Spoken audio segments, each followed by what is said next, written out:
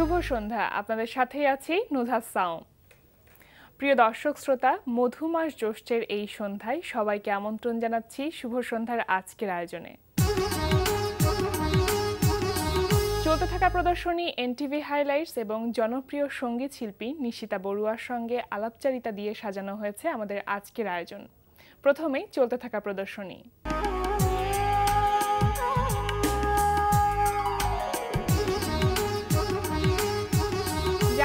চলতে থাকা চিত্রকলা প্রদর্শনীর সময়সূচি। গুলশান বেঙ্গল আর্ট লাউঞ্জে অনুষ্ঠিত হচ্ছে শিল্পী আনিসুজ্জামান সোহেলের একক চিত্রকলা প্রদর্শনী অন্তরঙ্গ ভয়। প্রদর্শনী প্রতিদিন দুপুর 12টা থেকে রাত 8টা এই সময় চলবে 4 জুন পর্যন্ত। ঢাকা বিশ্ববিদ্যালয় চারুকলা অনুষদের জয়নুল গ্যালারিতে প্রদর্শিত হচ্ছে শ্রীবাস বসাক ও উর্মিলা শুক্লার যৌথ প্রদর্শনী পরম্পরা। প্রতিদিন দুপুর 12টা থেকে রাত 8টা এই সময় প্রদর্শনী চলবে 26 মে পর্যন্ত। 28 জন প্রথিতযশা শিল্পীর 45টি ছবি নিয়ে উত্তরার গ্যালারি কায়ায় প্রদর্শিত হচ্ছে যুগপূর্তি প্রদর্শনী। প্রতিদিন বেলা 11টা থেকে রাত 8টা এই সময় প্রদর্শনী চলবে 28 মে পর্যন্ত। এবার শ্রদ্ধাঞ্জলি।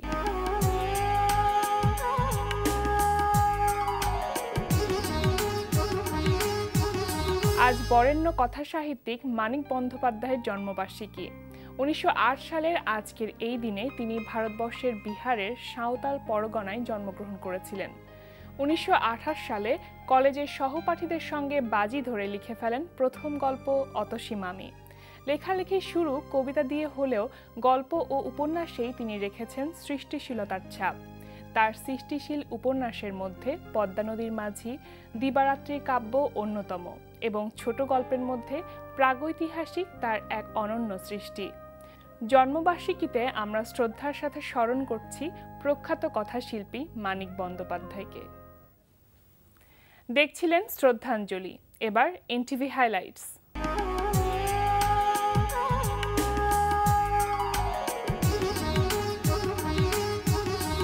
প্রিয় দর্শক, জানিয়ে দিচ্ছি কি থাকছে এনটিভির রাতের অনুষ্ঠান মালায়। সন্ধ্যা 6টা 45 মিনিটে থাকছে পাপেট শো কুশ্রী হাসের ছানা। একটা ছোট প্রতিবাদ করব। হ্যাঁ, মা বলেছে ছোট জাত বড় জাত কিছু নেই। তুমি আর আমাকে অমন করে বলো না। রাত 8টা 20 মিনিটে দেখবেন শফিকুর রহমান শান্তনুর রচনায় সৈয়দ শাকিলের পরিচালনায় ধারাবাহিক নাটক সম্রাট। আমি তো তোমাকে আগেই বলেছিলাম মামা যেই পথে যাচ্ছে, যাদের সাথে মিশছে তারা কেউ ভালো লোক না। তখন তো আমার কথা শুনোনি। তখন কি করব বল? আমরা আর কি করব? যা করার পুলিশ করবে, আইন করবে। রাত 9টায় প্রচার হবে ইভান সাইরের উপস্থাপনায় জাহাঙ্গীর চৌধুরীর প্রযোজনায় অনুষ্ঠান বন্ধু তোমারই খোঁজে। বন্ধুরা সব গেছে চলে কোথায় জানি না, মনে পড়ে তাই হাতটা বাড়াই বন্ধু তোমারই খোঁজে। রাত 9টা 40 মিনিটে থাকছে হুমায়ুন ফরিদের পরিচালনায় ধারাবাহিক নাটক পাগলা হাওয়ার দিন। তুমি কত বুদ্ধিমতী একটা মেয়ে, কত লক্ষ্মী একটা মেয়ে, এভাবে বোকামি করো না সোনি, প্লিজ। আমি পারবো না ভাবি। রাত 11টা 30 মিনিটে সরাসরি সম্প্রচার হবে জোনায়েদ বিন জিয়ার প্রযোজনায় অনুষ্ঠান মিউজিক অ্যান্ড রিদম।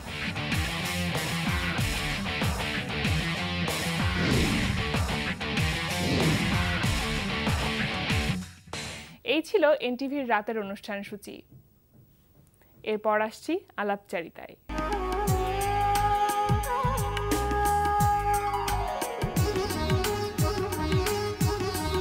প্রিয় দর্শক, আমাদের আজকের অতিথি এ সময়ের জনপ্রিয় সঙ্গীত শিল্পী নিশিতা বড়ুয়া। চলুন কথা বলি তার সঙ্গে। শুভ সন্ধ্যা। শুভ সন্ধ্যা। কেমন আছো? অনেক ভালো। তুমি কেমন আছো? আমি অনেক ভালো আছি, আর তোমাকে পেয়ে তো আর অনেক ভালো লাগছে। গান শুনবো, আড্ডাও দিব। তো কেমন চলছে এখন সঙ্গীতের সাথে ব্যস্ততা, সেটা শুরুতেই শুনে নিই। ভালোই চলছে, মোটামুটি ভগবানের আশীর্বাদে সবার শুভ কামনায় ভালো আছি। গান নিয়ে আছি, চর্চাও করছি, প্লাস মিউজিকের সাথে বিভিন্ন অঙ্গনে প্লেব্যাক থেকে শুরু করে সব জায়গায় জিঙ্গেল এবং অডিও সব কাজই চলছে। ভালো আছি, স্টেজ শো হচ্ছে, এভরিথিং ইজ ফাইন। আচ্ছা, পড়াশোনাটা শেষ, এজন্য পুরোপুরি সময়টা পড়াশোনা শেষ না, আমার এখনো সেকেন্ড লাস্ট সেমিস্টার চলছে এমবিএ এর। ও আচ্ছা। আরেকটা সেমিস্টার আছে, সো পড়ালেখা শেষ হয়নি এখনো। এমবিএ এর মাঝখানে শেষ মুহূর্তে এসে একটু চাপ ফিল হয়, বিকজ ব্যালেন্স করাটা অনেক কষ্ট, বিকজ এমবিএ এর ক্লাস তো রেগুলার করতে হয় as I am private university student, so balance করতে হয় আর কি। তারপর তো সমান তালে সবকটা সঙ্গীতের সবকটা জায়গায় সমান তালে সময় দিয়ে চলেছে, এটা কিভাবে সম্ভব ব্যালেন্স করাটা? সময় দেওয়া হচ্ছে কিভাবে হয়তো বা, হচ্ছে? কিন্তু নিজের 100% দেওয়া হচ্ছে না আর কি। যেটা চাই যে 100%ই যেন দেওয়া হয়, যেখানে যাওয়া হয় সেখানে যেন আমার নিজের পক্ষ থেকে সব কিছু থাকে, কিন্তু চেষ্টা করি। তবুও আমি মনে হয় 100% স্যাটিসফাইড না, বিকজ আরও একটু ইনভলভ হতে পারলে মিউজিকের সাথে, বিকজ আর যারা কাজ করছে তারা কিন্তু মিউজিকের সাথে একেবারেই ইনভলভড। পড়ালেখা তো অনেকেরই শেষ হয়ে গেছে আমাদের যারা ছিল টিমমেটস, সো আমি এই ক্ষেত্রে একটু পিছিয়ে আছি, মোস্টলি পড়ালেখার কারণেই। আচ্ছা, কোন অ্যালবামের কাজ কি করা হচ্ছে বা চিন্তা ভাবনা করছো এই মুহূর্তে করার? অ্যালবামের কথা অনেকবারই মাথায় এসছে, যেহেতু আমার অ্যালবাম 2007-এ একটা বেরিয়েছিল, বেশ অনেক বছর হয়ে গেছে। সেটা প্রথম অ্যালবাম ছিল, আমায় নিয়ে চল অ্যালবামটি নাম ছিল। এরপর একটা ধর্মীয় অ্যালবাম করেছি, যেহেতু আমার বাবা একজন বৌদ্ধ কীর্তনিয়া, কিন্তু ওটা তো সর্বস্তরের জনগণের জন্য নয় যদিও।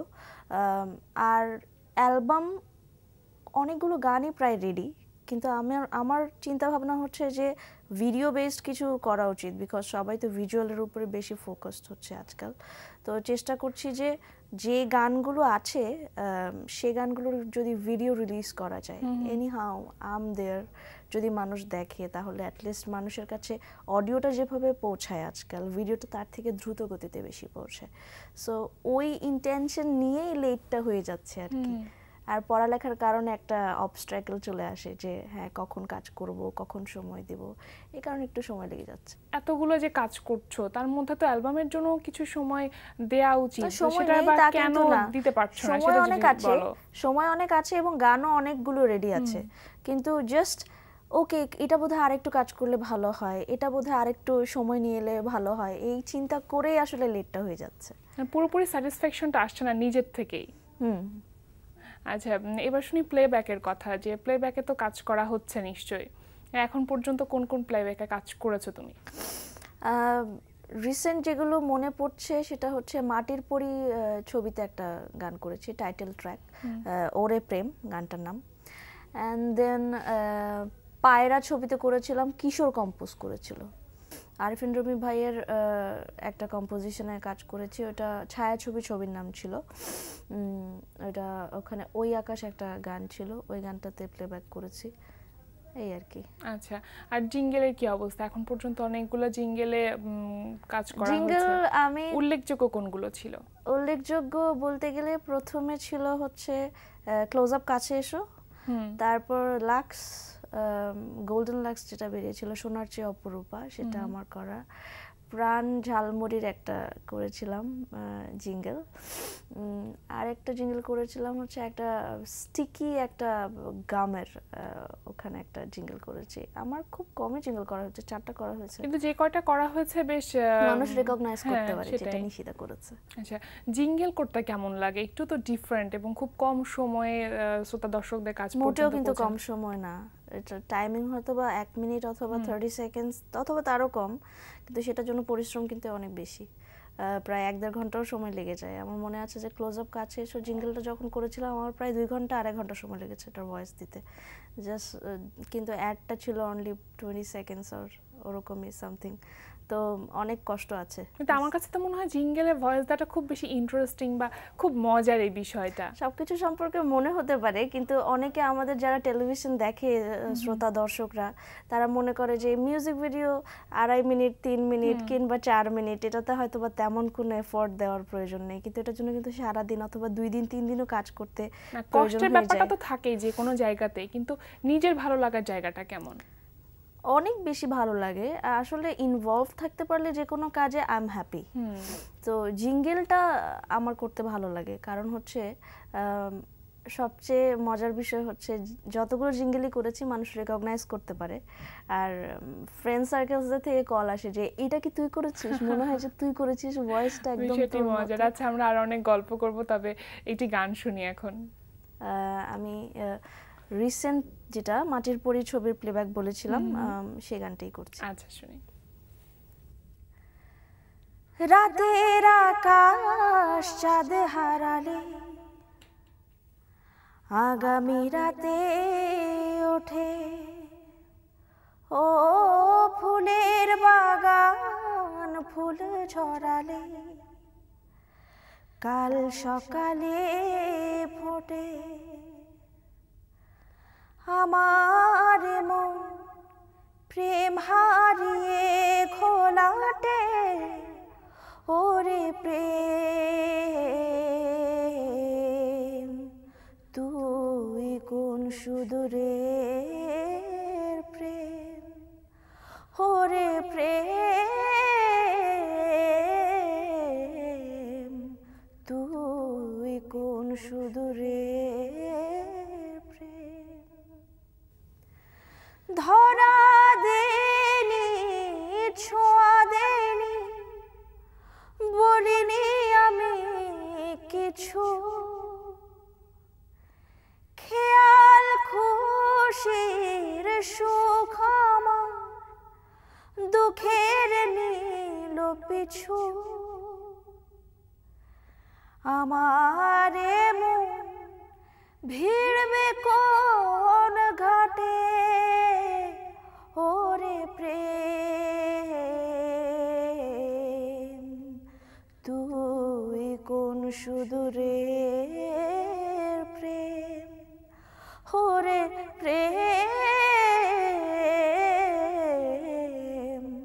তুই কোন সুদূরের প্রেম। বাহ, চমৎকার, অনেক ভালো লাগলো। Thank you. আচ্ছা, তুমি তো ক্লোজ আপ ওয়ান তোমাকে খুঁজছে বাংলাদেশ এই ফ্যামিলির একজন মেম্বার, তো সেই সময়কার সেই স্মৃতিগুলো বা সেই সময়টা কি কখনো মনে পড়ে, মিস করা হয়? অনেক বেশি মিস করা হয়, সবচেয়ে বেশি কম্পিটিশনের সময়টা যতটুকু না মিস করি, আমাদের যে গ্রুপ ট্যুরগুলো আছে ওগুলো অনেক মিস করি।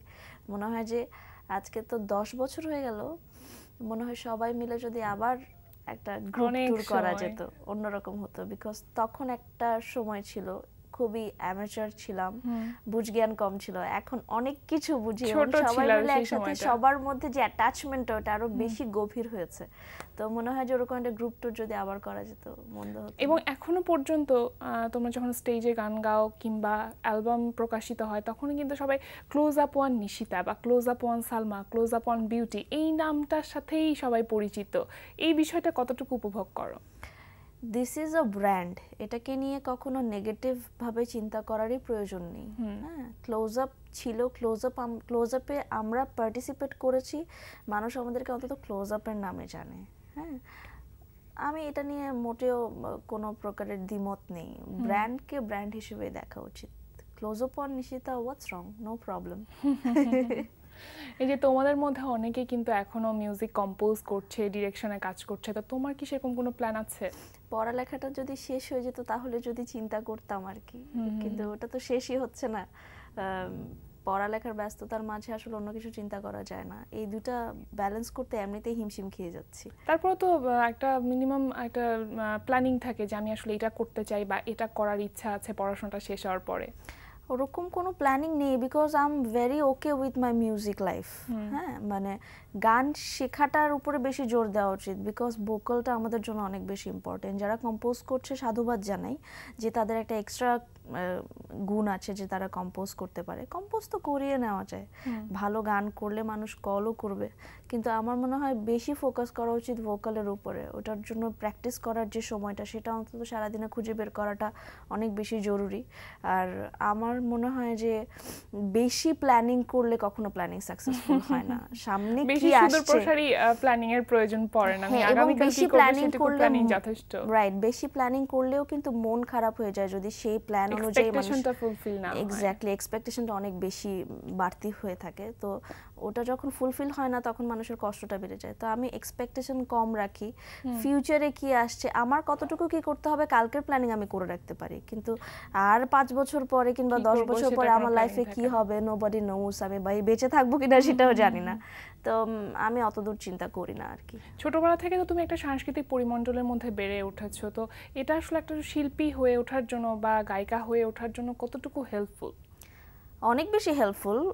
আমার কাছে অনেকেই গান শিখতে চায় এখন, তো আমি বলি যে ফ্যামিলির কেউ গান জানে, একবার নিয়ে আসেন, ভোকালটা টেস্ট করি। বলে এভাবে ভোকাল টেস্ট আবার কি জিনিস? আমরা তো গান শেখানোর জন্য টিচারের কাছে দিয়ে আসি। আচ্ছা, হ্যাঁ, ফ্যামিলি ব্যাকগ্রাউন্ড থেকে যদি একটা গানের একটা ভিত্তি নিয়ে আসে, আপনা আপনি জিনিসটা কিন্তু ভিতরে গড়ে ওঠে। যেমন আমাকে কিন্তু তাল, লয়, সুর এগুলো কিন্তু কেউ হাতে ধরে শিখিয়ে দেয়নি, আপনা আপনি এসছে বলে আমি গানের টিচারের কাছে গিয়ে সেটাকে জাস্ট স্ট্রাকচারালি একটা জিনিস দাঁড় করিয়েছি। তো ওই স্ট্রাকচারটা যার ভিতর থাকে না, তার গড়ে উঠতে অনেক সময় লাগে। সো আমার মনে হয় যে আমি অনেক লাকি যে আমার ফ্যামিলির সবাই গানের সাথে জড়িত ছিল। আমার ওসব মানে ওভাবে এত কষ্ট করতে হয়নি, সবকিছু আপনা আপনি হয়ে গেছে। মনে হচ্ছিল সব রাস্তা তৈরি করা আছে, আমি শুধু হাঁটবো। অবশ্যই আমরা এটা আশা করব যে এই হাঁটার পথটা যেন আরো অনেক সুদূর প্রসারী হয়। অনেক ধন্যবাদ নিশিতা, আমাদের অনুষ্ঠানে এসেছো, আমাদের সময় দিয়েছো। তোমাদের ভবিষ্যতের জন্য অনেক অনেক শুভকামনা রইল। তোমাকে অনেক ধন্যবাদ, এনটিভিকে অনেক ধন্যবাদ জানাই। এখানে কলাকুশলী যারা আছে সবাই অনেক আপন মানুষ, ঘরের মানুষের মতো, এবং বারবার আমাদেরকে স্মরণ করে, এই জন্য অনেক ধন্যবাদ। প্রিয় দর্শক, কথায় কথায় আমরাও চলে এসেছি অনুষ্ঠানের শেষ প্রান্তে। আমাদের সঙ্গে যোগাযোগের ঠিকানা প্রযোজক শুভ সন্ধ্যা, এনটিভি, বিএসসিসি ভবন, ৭ম তলা, ১০২ কাজী নজরুল ইসলাম এভিনিউ, কারওয়ান বাজার, ঢাকা ১২১৫। আমাদের ইমেল অ্যাড্রেস shubhosandha@ntvbd.com। প্রিয় দর্শক, এনটিভিতে সম্প্রচারিত সংবাদ ও অন্যান্য সকল অনুষ্ঠান দেখতে লগ ইন করুন www.ntvbd.com-এ। সবার মঙ্গল কামনায় আজকের মতো এখানেই শেষ করছি। শুভ সন্ধ্যা।